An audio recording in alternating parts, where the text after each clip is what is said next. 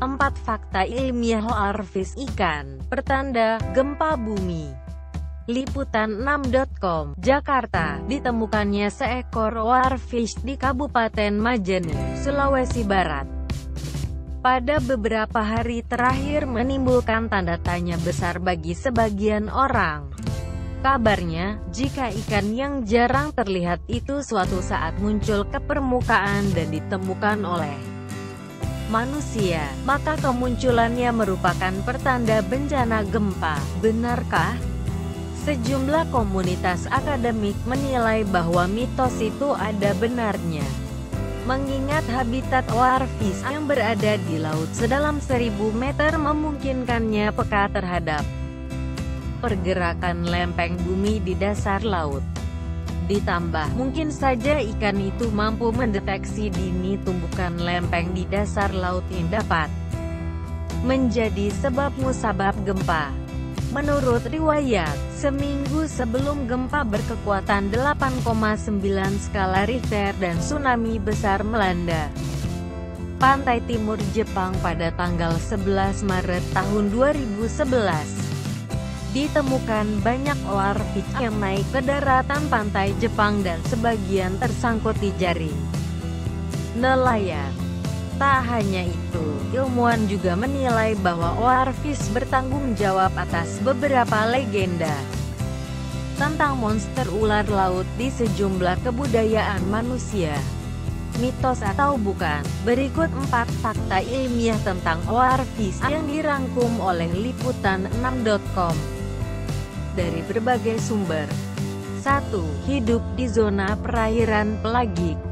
Zona pelagik merupakan kawasan laut dengan rata kedalaman 3,68 km hingga maksimum 11 km dan terbagi menjadi 5 subzona. 5 subzona itu adalah epipelagik 0 sampai 200 meter, mesopelagik 200 sampai 1,000 meter, batipelagik 1,000 sampai 4,000 meter, abisopelagik 4000 dasar laut, dan hadopelagik dasar laut. Karena biasa hidup di lautan dalam, oarfish menjadi salah satu ikan yang sulit ditangkap dan membuatnya menjadi sulit diteliti. Hanya ada sejumlah penangkapan dan penampakan yang dilaporkan tentang oarfish. Diduga, karena biasa hidup di perairan dasar laut yang dekat dengan lempeng bumi, oarfish sensitif terhadap aktivitas yang mampu memicu datangnya gempa. 2. Berasal dari Ordo Lampiformes.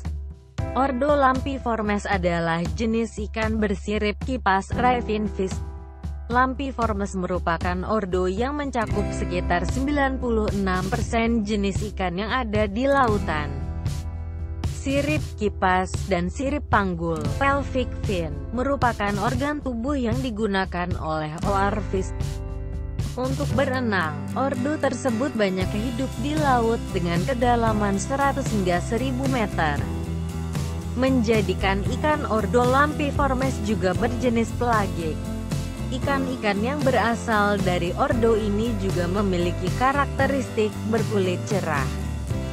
Dan salah satu genus oarfish, Regalecus, mampu memiliki kulit berwarna kemerah-merahan.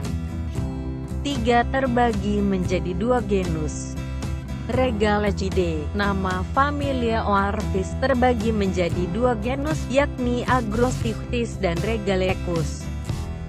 Saat ini, Agrostichthys memiliki spesies bernama Agrostichthys parkeri atau disebut sebagai streamerfish. Spesies ini merupakan jenis oarfish yang biasa hidup di samudra bagian selatan bumi dan mampu hidup berkembang hingga sepanjang 3 meter. Sementara itu Regalepus memiliki spesies bernama Regalepus glesne atau dikenal sebagai oarfish raksasa. Spesies ini hidup di kawasan perairan yang beragam, mengikuti sumber makanan yang ada. Spesies Regalepus glesne diyakini bertanggung jawab atas mencuatnya mitos tentang ular laut.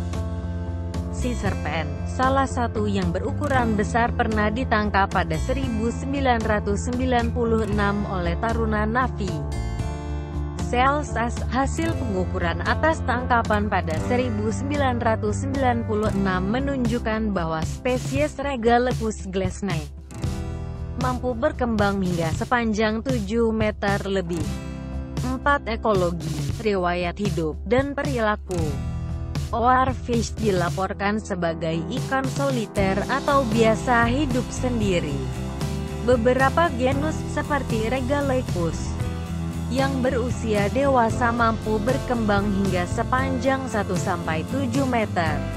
Menurut sejumlah laporan, penampakan oarfish tersebar di sejumlah kawasan perairan, termasuk juga di wilayah kutub hingga di laut tropis.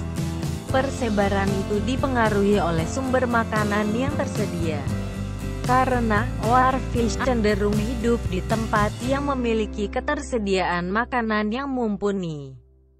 Makanan oarfish beragam, mulai dari zooplankton, udang, krustasea kecil, ubur-ubur, dan cumi. 5. Ikan pertanda gempa. Penemuan oarfish kerap diasosiasikan dengan pertanda gempa bumi yang akan datang. Pada 2013, 2 oarfish raksasa sempat ditemukan di pantai California, Amerika Serikat. Sebagian pengguna internet pada waktu itu mengaitkannya dengan pertanda gempa, terutama terkait mitos di Jepang yang mengaitkan penampakan oarfish yang langka dengan aktivitas tektonik. Apalagi, California beberapa kali diguncang lindung hebat. Misalnya pada Rabu, tanggal 18 April tahun 1906. Gempa dengan kekuatan hampir 8 skala Richter mengguncang San Francisco, California, dan pantai California Utara, dipicu pergeseran lempeng San Andreas. Puluhan ribu bangunan hancur, kebakaran tak terkendali, ribuan orang tewas. Diperkirakan setidaknya 3.000 nyawa melayang. Juga gempa bumi berkekuatan 7,2 skala Richter di Baja, California pada Minggu, tanggal 4 April tahun 2010. Setidaknya 2 orang tewas dan 100 orang terluka dalam musibah itu. Seminggu sebelum gempa dan tsunami yang menerjang pantai timur Jepang pada tanggal 11 Maret tahun 2011 silam, sekelompok oarfish ditemukan terdampar di pantai negeri Sakura. Beberapa tersangkut di jaring nelayan. Sudah lama diyakini penduduk Jepang, oarfish yang berenang ke permukaan dari dasar laut yang dalam adalah pertanda datangnya gempa bumi.